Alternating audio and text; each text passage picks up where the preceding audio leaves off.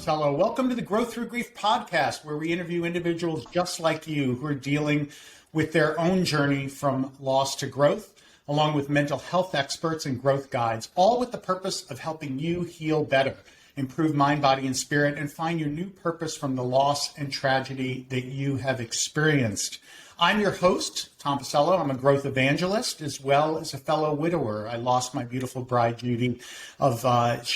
We were married for 19 years, lost her about 5 years ago. My guest today is one of those growth experts that we talk about. His name is Russ Scala. And I've known Russ for a number of years. He's the founder of Scala Precision Health, and they deliver evidence-based, gender-specific, nutritional and hormonal testing and imaging, along with customized treatment protocols to improve patient recovery, health, and performance.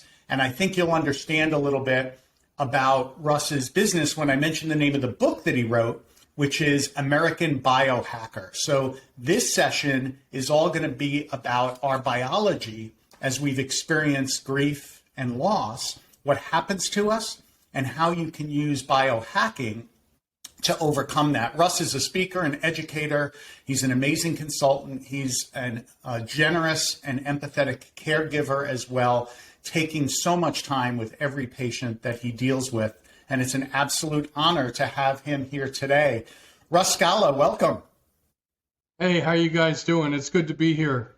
Awesome. Man, thank you so much. So many of us, we've been through an incredible battle. And for me, it was a 10-year on and off kind of roller coaster of dealing with first breast cancer and then a glioblastoma brain tumor with my late wife, Judy.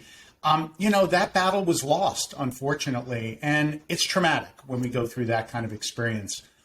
What I want to know from you, Russ, is what happens to our body during that battle and then the aftermath of the grief? Yeah, okay, that's a great question. Tom, you're very knowledgeable in this. I knew from our first meeting months ago that you were trying to affect change and that you're on a journey yourself. So this is going to be really important. This is one of those situations that where traditional medicine really doesn't have the answer. And one of the answers they do have is medicating emotions, with antidepressants, and we want to avoid that. So I want to teach people, like you said, physiologically what's going on to our metabolism during the grieving process. So one of the things that we learn is that everyone is biochemically unique. One treatment protocol can't affect everybody. Me, as an 11th hour interventionist, I have to meet the patient where they are. How long were they going through the grieving process? We know that their physiology changes. Their thyroid may slow down. Their testosterone levels may dip off. Their growth hormone levels will stop producing growth hormone if they're under stress. We see the elevated cortisol in high stress occupations. We see elevated cortisol in people that are in the grieving process. So again, how long has the person been grieving? What's their metabolic state right now?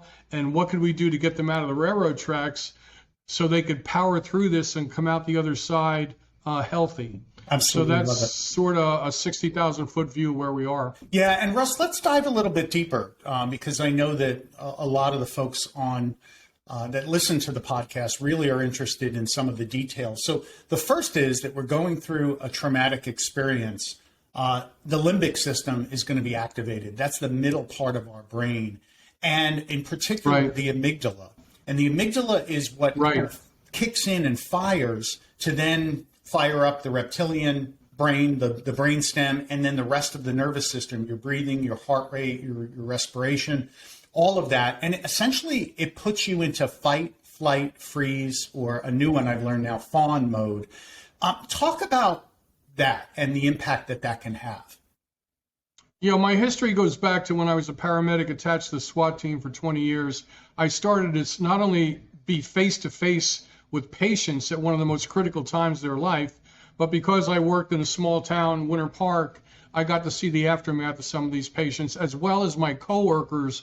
What was the stress and all this, doing to my coworkers that constantly responded to emergency calls? So Tom, you're right. The amygdala is the alarm center. When that goes off, when we're in basic flight or flight, Everybody's biochemically unique. The stress will impact everybody a little differently. But again, their metabolism starts to change because this is a very frustrating time because loved ones like yourself, like what I went through, and the people that are listening here, they don't have the tools to understand how to get through this. A lot of guys and people are proud. They don't want to ask for help. And this is one of the only times that you want to be able to ask for help and not worry about what people are thinking. Get those two friends that you can really trust that will help you through this, even if they're just in the room, because physiologically, you don't have to read the book Why Zebras Don't Get Ulcers to understand that stress at whatever level, physical, mental, or emotional stress, starts to cause nutritional deficiencies, hormonal deficiencies, and this will impact our feel-good neurotransmitters, serotonin and dopamine. Now, just knowing that, we know that people are going to go in the tank. A lot of them get medicated with antidepressants, but the antidepressants, maybe we may not, that may be just a bridge because we have to get through this. And medicating emotion during a tough time really suppresses all your growth and your activity, your positive activity. So there's a lot of new research coming out on this topic on what we can do. Now, one of the things that happens is sleep gets impacted, right, when we're stressed out. Talk about the impacts on sleep first, and we'll go through a couple of the other impacts as well. Yeah, sleep is very important for recovery. The idea that we all need 8 hours of sleep is completely wrong. There's actually 5 different levels of sleep. I've been studying the sleep process where long distance runners that run 200 to 400 miles actually could do something called micro sleeping, where they could sleep for a minute and slowly recover. On the far side, police, firemen, myself, people go through and divorce. Interrupted sleep patterns slows the recovery process of the trauma. Interrupted sleep patterns cause an imbalance in the gut-brain connection. The intestinal tract is the second brain. I traveled to the first gut testing lab in 1996 called the Great Smokies Diagnostic Lab. This is very important. Your gut is very important during the healing process. It's very important to understand your microbiome when you're trying to sleep. And again, you're running scenarios in your head. You've just lost somebody. You lay your head down on the pillow at night and you start circulating these thoughts and you start ruminating. Well, in our 30s, we used to have little Pac-Men that ate up that extra stress. Once we get in our 40s and 50s, those little Pac-Men called monoamine oxidase disappears. So if we cycle or we get upset after 3 o'clock, it will disrupt our sleep patterns through the night. So again, being aware of this and plugging in some interventions that people can try, sleep is extremely important. It's extremely important. Yeah. Just shutting your eyes, for 30 minutes is beneficial to the metabolism. Yeah, so meditation can help, and then just making sure you're getting as much sleep as you need. I know that I used a sleep monitor to try to help. I knew that I wasn't getting enough sleep through recovery on some of the exercises and other things I was doing, and also just from stress. I mean, sometimes, as you said, you put your head down on the pillow and it ruminates. It ruminates over the fear of going forward and reliving the loss and things like that. And I know a lot of people are suffering through that. The other thing that stress and the amygdala being fired can do is, I know that it also has caused, and you mentioned the gut biome, how important it is, but for many of us who've gone through this, sometimes those increased stress levels can suppress your appetite, and it can also mess with, even if you're eating well, I know the absorption of nutrients too, Russ. Talk about that a little bit. Yeah, that's great. Like I said, everybody goes through stress differently. Some people can compartmentalize it. Other people I've met that just can't get out of bed. I drove over to Tampa to meet an executive last year that was polishing off a fifth of vodka a day and was just staying in his robe on the couch. So again, stress hits everybody a little differently. We've got to meet them where they are. You wanted to know how the intestinal tract is affected? Yeah, exactly. With the appetite suppression first, where that can be an issue for some. Yeah, like any animal, any hunters and gatherers, which we learn, a lot of doctors should be studying evolutionary biology, because if we're under stress, our blood circulation is going to go to our legs, where we may have to run, we may have to move, and it's going to move away from our stomach. So if somebody's grieving and they're in this grieving process, every day, basically, depending on the study, you need about 21 minerals, 13 vitamins, 9 amino acids from protein, 2 essential fatty acids. If you don't get that during the grieving process, you're going to mine it out of your own tissue. And that's what you want to avoid. You want to avoid being severely deficient as you see your way through this process, because everything is interconnected. We can't just treat nutrition. We can't just have counseling. We can't just treat hormonal levels. We can't just treat the gut. What my team does is we look at everything. And depending on where the patient is and the feedback and the testing, we kind of get a basic idea of what to help them with. And talk as well, you mentioned real quickly cortisol, which I know is I know it is the stress hormone, and we're talking about stress. So talk about cortisol levels, the short and long-term impact of that. And I know for me, I believe that that's what caused adrenal fatigue, because I was going through stress for such a long period of time. That's a great example. I've worked with endurance athletes, myself, police, fire, a lot of people that have secreted excess cortisol levels, including executives, mothers with postpartum depression. So cortisol wakes us up in the morning and carries us through the day. It's a natural hormone in our body. It's made from cholesterol. And then right around 2 or 3 o'clock, melatonin starts to be released, and our body gets ready for sleep at 2 or 3 o'clock. So the cortisol, melatonin, circadian rhythm is extremely important. How do you restart that circadian rhythm? One of the things we do is have somebody go outside and let the sun hit their eyes for about 10 minutes. That restarts it.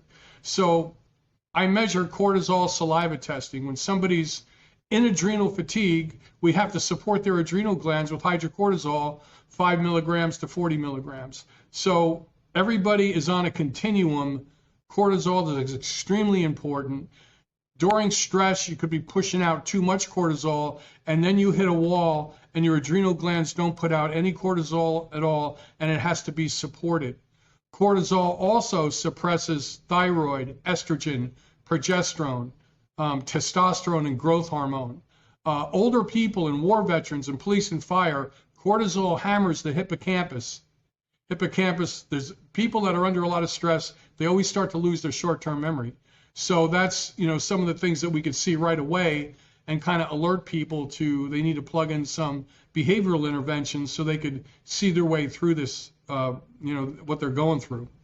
Yeah. Now, Russ, what I want to do is talk about what people typically do to kind of address some of these issues, right? We're under stress. We've got the fight, flight, freeze, fawn response going. We've got our hormones messed up, cortisol production, melatonin maybe not being produced, so we're not sleeping. And so what does the grieving widower do? Well, a lot go and grab a few extra drinks a day to kind of go to sleep. Or as you said, maybe they go to a doctor and that doctor wants to provide a fix. And so they subscribe or prescribe an antidepressant, or maybe they prescribe a sleep pill, right, to get them just to affect the short-term issues. Talk about that kind of medication, self-medication, and then prescription medication first. And then what I want to do next is kind of get into, okay, what's the real way to go about addressing this? So alcohol first.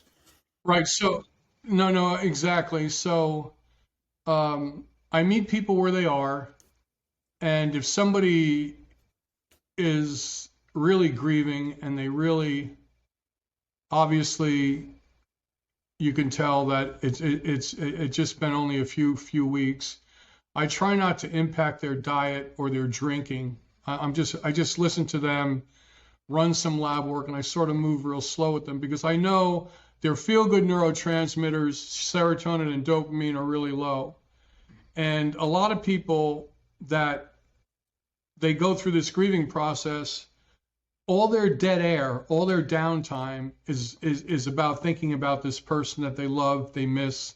How am I going to replace this person? Do I have to get back out in the dating field? How am I going to get back to work? They're constantly cycling thoughts in their mind. And one of the things they got to do, and I hear this all the time, is, Russ, how can I shut my brain off? Well, there's ways we could do that. But what happens to people, and you could understand this, I worked in the addiction market for 20 years. People that drink alcohol, the alcohol elevates their estrogen levels. And estrogen elevates the feel-good chemical serotonin. So you can understand why women start drinking or men start drinking. They're basically medicating their brain with alcohol, and then they're following it up with simple carbohydrates, white rice, pasta, bagels. Any of the simple carbohydrates will also elevate serotonin levels. I call that the poor man's Prozac package. And so they medicate themselves. A lot of times when I correct hormonal levels, I hear this all the time.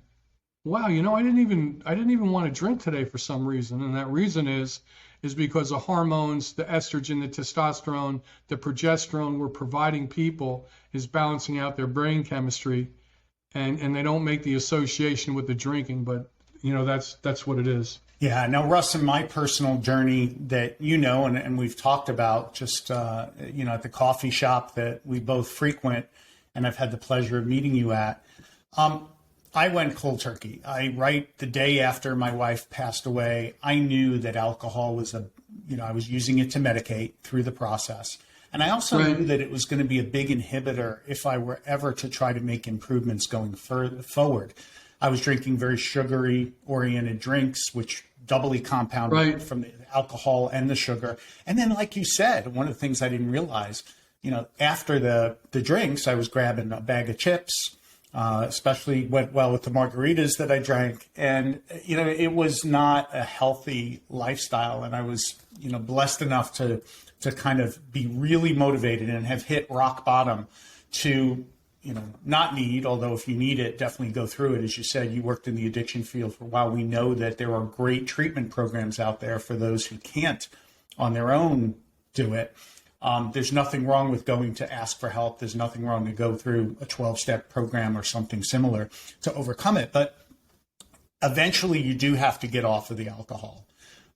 It will produce that extra estrogen, which may have a feel good, in the near term, but it will then overpower the testosterone in your body. And as we men get older, in particular widowers, we're going to suffer from that elevated estrogen level and ultimately the lower testosterone, correct? Exactly. Yeah. Yes. Yeah. And Very it's good. a temporary fix. It's medicating. And as we look to grow through this process, which we're all here to grow through the grief, and create a new 2.0 version, as you said, right away, your recommendation is try not to change too much.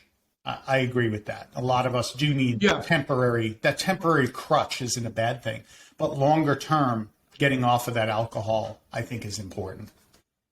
Yeah, I mean, a lot of people that I meet, Tom, they're a little standoffish. They got their guard up. Mm-hmm. They want to know about me. They want to know about my history. They want to know about what I went through. And I let them know right away that I'm not the food Nazi. I'm not the alcohol Nazi. We got to see this thing through. I say there's 4 stages of liver failure. So we've got a lot of time, but eventually we want to cycle out of these bad behaviors because I know you want to move forward with your company. You've got kids that you want to see. You love other people and other family members. Right now, somebody just took a picture. A flashbulb just went off in your face. I don't expect you to pull a ripcord on this jet fighter that you're in. You're being twirled upside down. You're going 100 miles an hour, Mach 2 with your hair on fire. You're trying to make decisions that they're not going to be good decisions. So I try to stay on the sidelines in the beginning, send them research, tell them about other people that I work with, get some lab work done, point out the nutritional deficiencies that affect their brain chemistry.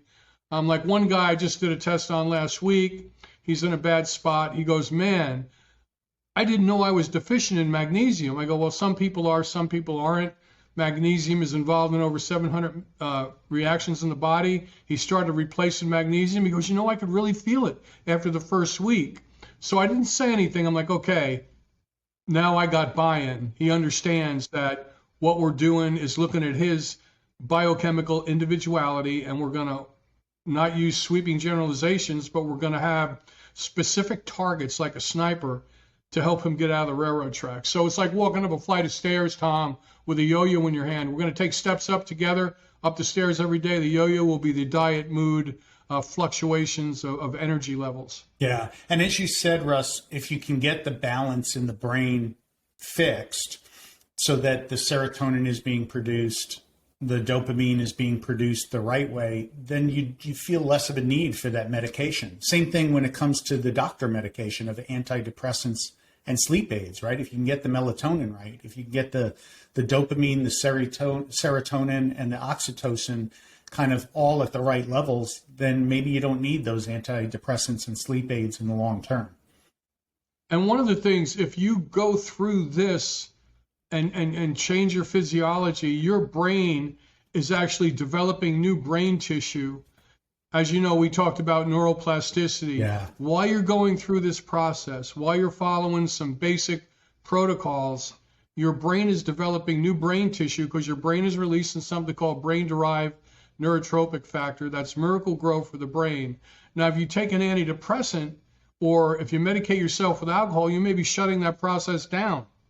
So again, I always my team, we try to meet people where they are, really see how their metabolism and they're being impacted. I like to get, tell me what you do on a daily basis from getting up in the morning to going to bed at night. And that sort of gives you an idea where people are. Yeah. So when you begin the healing process with your patients, Russ, to overcome grief, if someone's suffering from grief, or I know you deal with a lot of other issues, but I know a lot of these are the same. First is you like to get a baseline with them, right? What is a day in the life of, if it was me as the patient and you treating me, what's a day in the life of Tom look like? That's one of the first things that you do, right? Yeah, I get, first of all, I do therapeutic listening for a few hours. I send them to some videos because I want to educate them. I've got the Russ Scala YouTube channel where I have a lot of free videos. They can learn about the gut-brain connection, how stress impacts the body. Those videos are 4 minutes, short attention span, but I start planting the seed. And then once I talk to them, I do therapeutic listening. Then about my third or fourth consult, I start plugging in very basic interventions that they could apply. Because at that point, they're trying to get through, not every day, they're trying to get through every couple hours. And then, Russ, you go and do some blood testing, right? Talk about that. Talk about what you recommend there. Well, our blood testing that we do are not offered by their general practitioner. So I share the blood work with them that they need to get from their general practitioner. And sometimes the general practitioner says, I don't know what these results are going to be because I've never ordered this before. And it's basically looking at estrogen, testosterone, growth hormone. It's looking at all the hormonal levels and the endocrine system. The other test that we do is a urine sample that looks at vitamins, minerals, amino acids, microbiome, and whether environmental toxins are damaging your DNA. We look at all your feel-good chemicals in your brain. So that's the baseline. Herein lies the rub. With this, I could see whether they're severely deficient in serotonin, severely deficient in dopamine, or they may not be.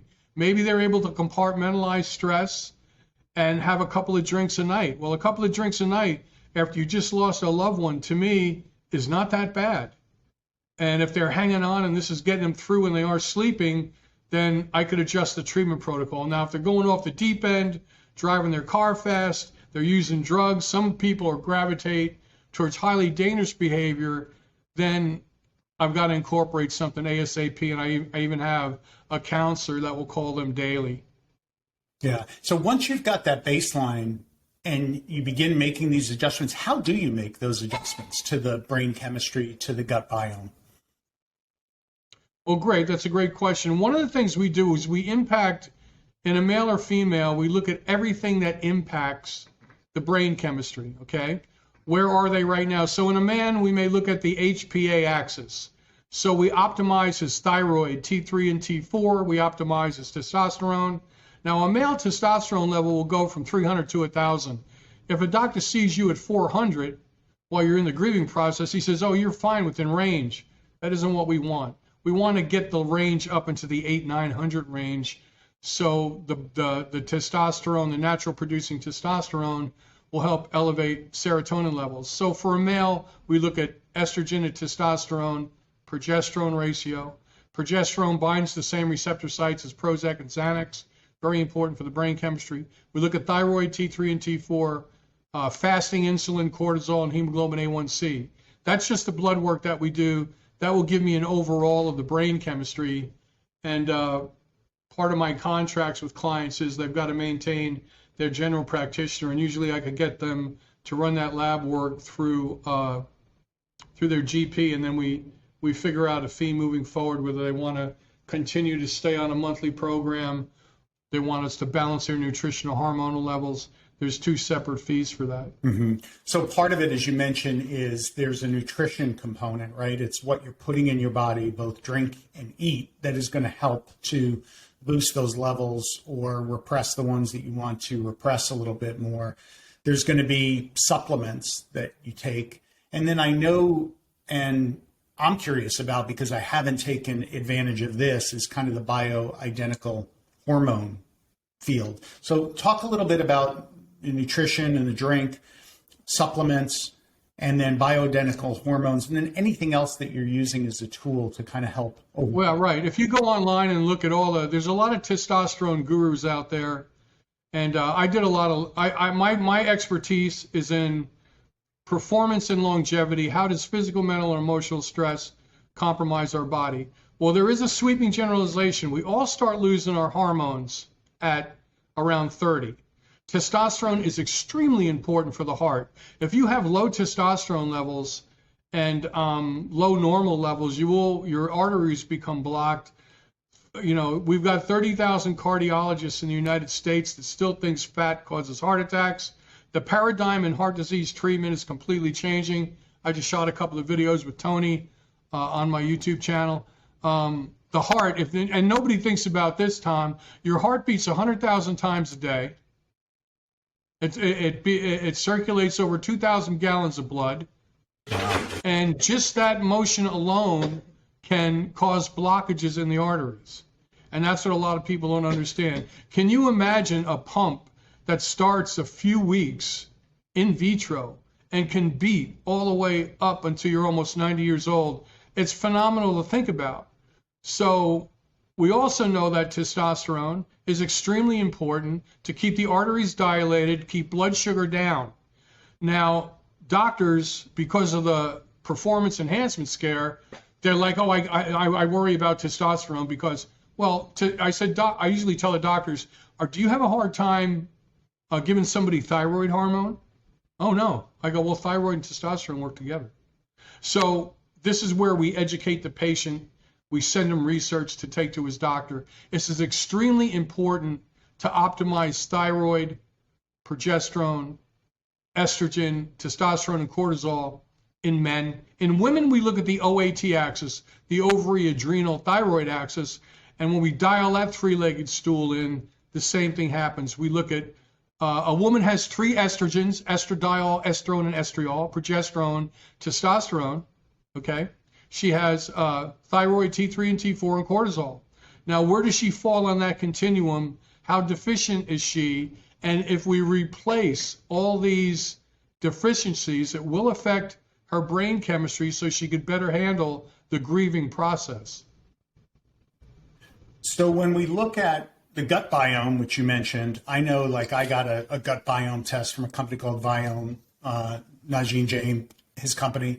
And it was really helpful for me to balance my diet, to really optimize my second brain, my gut, which Right. then influences your venal vagus nerve and then communicates up to your brain, and it goes right into your limbic system. When you have a gut feel, that is your brain and the limbic system kind of activating to kind of control your emotions, and that's the emotional tie to the gut. So the gut is really responsible for a lot of mood, a lot of fight, flight, fear responses that go on, and you've got to optimize that. So when I got exactly, very good. I got that gut biome test, it really gave me a list of, okay, here's what it looks like from a bacteria and viral level, but also here's the foods that you really should be eating to turbocharge that good bacteria, to instill growth in that good bacteria, and then also the foods that you should be avoiding that are going to create more of the bad hormones or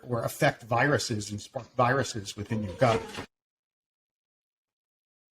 Exactly, and you did a good thing. I've watched your evolution over a few years.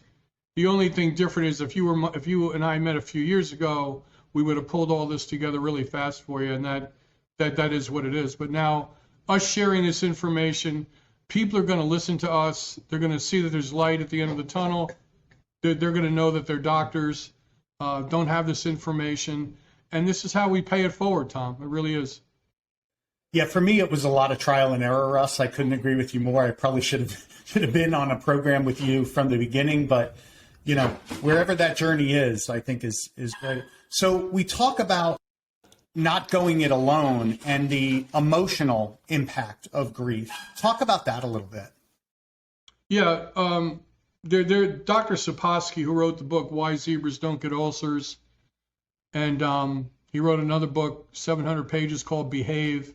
He's really focused on psychoneuroimmunology, and that's a big word, but it basically says that while we're under stress, our immune system becomes suppressed. And he studied monkeys, baboons. He went to Africa. He would knock out baboons with sleeping darts and measure their cortisol levels. I mean, this guy is definitely on the tip of the spear when it comes to understanding this. And then he applies a lot of this to what happens to humans. We know heart disease kills 17 million people a year, and a lot of people die from heart attacks when they're under stress. So the hormones, cortisol that you and I talked about, and adrenaline, actually cause vasoconstriction. It causes your arteries to close up. So the stress, the stress definitely lowers our immune system. When our body is mining nutrients and our testosterone levels are low, believe it or not, muscle wasting is called sarcopenia, and it just got labeled as a disease. We think people over 60 are going to experience so much muscle wasting that their immune system is really going to go in the tank. So we're trying to understand how to maintain muscle mass as we age. And even Elon Musk, we sent this information to NASA. I read Scott Kelly's book, who spent a year in space. His twin brother was on the ground. They did blood work. He came back with low muscle mass, heart damage. And if we're going to go to Mars, and it's going to take 2 years, nobody's focusing on muscle wasting, believe it or not. I mean, it's very important. When you're going through the grieving process, it's almost like being in a zero gravity environment. You're in another atmosphere going through the grieving process because you're mining nutrients and amino acids out of your own muscle tissue, because your brain, there's chess players that lose weight playing a chess tournament in 2 days. Your brain is highly metabolically active. It uses 20% of our circulating oxygen, and your brain doesn't shut off. Even when you're dreaming, you're burning calories. Well, the same thing with your heart that beats 100,000 times a day. Those two things alone can drain your body of nutrition while you're going through the grieving process, and nobody really helps people understand that. Now, you mentioned the why zebras don't get sick, but I didn't hear, unless I missed it, the punchline of why they don't. Is it because of the herd that they're in? Is it because they're not alone? Is it because of something unique in their... Yeah, exactly. Yeah. And why zebras don't get ulcers is a metaphor for just, let's look at a war veteran. If you and I were going to join the Marines and go to Special Forces and go to BUDS and then become a Navy SEAL, you and I would never be 5 feet apart during the whole time. But if you got injured or I got injured, you would go home alone. Now they're starting to rethink that whole process. You need to stay with your team. Being with your team, being with people that understand you, why do cops hang out with cops? I was a paramedic. I hung out with paramedics. I isolated myself because A normal person that's raising children, they don't want to hear all the bad stuff that we see. Yeah. And me being an 18-year-old paramedic, seeing stuff I've never seen before, I didn't have nobody to talk to. So I definitely didn't want to take these horrific stories home to my parents or my girlfriend. So a lot of times I would isolate myself. I would drink at the time and try to deal with it, and that wasn't the way to go either. Yeah, and so having a tribe, like what the Growth Through Grief community is about, what other communities are about in the grief, whether it be a grief share or other outlets, I think is really important. And I know that in the beginning, I certainly had friends that would reach out, friends that cared, but they were part of my old almost persona, right? Of the husband, of the father. And those were the relationships. And I really needed to find almost a new tribe, not to replace that old tribe, but a tribe of, as you said, kind of fellow paramedics or fellow firemen, or now in this case, fellow widowers who have experienced this, so that we can share a little bit and so that we know that we're not. Yeah, but you're defining, and what we're doing right here is so important. It's as important as the nutrition. Like I said, what you and I are doing right now to educate people, with me growing up in Jersey, my dad was a union president. We were pretty tough. When I lost both my parents, a few people came out of the woodwork and said, well, I know what you need. I'm like, you have no idea what I need. Mm-hmm. I wasn't negative, but for me to align myself with my tribe, I gravitated towards the war vets, mm-hmm. the counselors that would help war vets, the counselors that would help alcoholic detectives. They kind of understood me a little bit better, mm-hmm. and I was able to build a tribe that way. Regular people that we consider friends, they know us and they have a certain skill set. Maybe they could do some therapeutic listening. Maybe they could sit down and have dinner with us. But that's it. That's all they could do. No disrespect to them. But like you said, finding a new tribe, like you said, of fellow widowers, you have more of a connection with them than you do your neighbor who you've known for 15 years, yeah. right? Yeah, absolutely. And like you said, it's not like abandon those friends. Although I know that some people who've gone through this process have kind of reevaluated their friend groups to maybe remove the ones that were a bad influence that could take them down that wild path or that destructive path, right? Replace them. Yeah, the energy vampires. The energy vampires are they're just not good. It's like, come on, Bubba, let's go out. Let's go get a few drinks. And I'm like, I don't need a few drinks, man. Yeah. I'm trying to get through this. I balanced out my hormonal levels. Actually, my clients that needed me are almost a second family to me. I've had clients for 15 years, and I maintained my client contact. And even when I was going through my darkest time, I still felt like these people needed me, and I had to step up to the plate. And I couldn't go down completely because I knew they needed me, and that's sort of how I was raised. But the other people that I met a couple of counselors that said, I know what you're going through. The guy sitting across the table with me was 300 pounds. I'm like, obviously you don't know what I'm going through, and you're medicating yourself with food. Hit the bricks. Kind of said that in my head. Yeah. It's very lonely while you're going through this. That's why meeting like-minded people, having people that are grieving, hear what you and I are talking about, they can almost start the process after they watch our video. And that's what got me out of bed when I knew we were going to do this. I'm like, okay, we could really make some difference. We can make a difference. Absolutely. And you did mention another one quickly. I won't go into this too much because I want to get to the one piece of advice you can give. But you did mention helping others as one of the ways that you healed. You had your patients, you were able to kind of help them. And I think there's something really to be said for that. It's finding your tribe from a mental and a spiritual place, but also a mental spiritual place is if you're in a place where you can help and you can have that purpose and you can feel like, hey, even if I'm grieving and even if I haven't figured everything out, if I could just be there for someone else and be there to listen and be there to help them, that actually helps you at the same time. And I know this has been, creating Growth Through Grief and participating in this with other widowers has helped me as much as it's helped anyone else. Yeah, I think that's very important. You would think that when you're in the grieving process, you would think you're handcuffed to the Titanic and you want to isolate yourself, but it's the complete opposite. Mm-hmm. Like if you meet somebody and you know that they need somebody and you kind of get up in the morning and you think about how they're doing, how they may need you, it gives you that interval of time, Tom, like you did. You're helping this person. And while you're trying to impact their life, you're forgetting about what you went through. Yeah. And then when you lay your head down on the pillow at night, you're going, wow, I really hope so-and-so gets through this. I really enjoy helping them. And in fact, it seems like the two people I'm helping, I'm thinking about them at night and I'm going to sleep. Holy mackerel. How did that happen? Yeah. Right? Yeah. I swear. Doing good and sharing love, I think is so important in this process. Even if you don't feel like you've got it all figured out or that you might not have love to give, it's there. So absolutely, Russ. What's the one piece of advice you'd like to leave our Growth Through Grief, our growth warriors with today? Well, one thing, I know everybody, listen,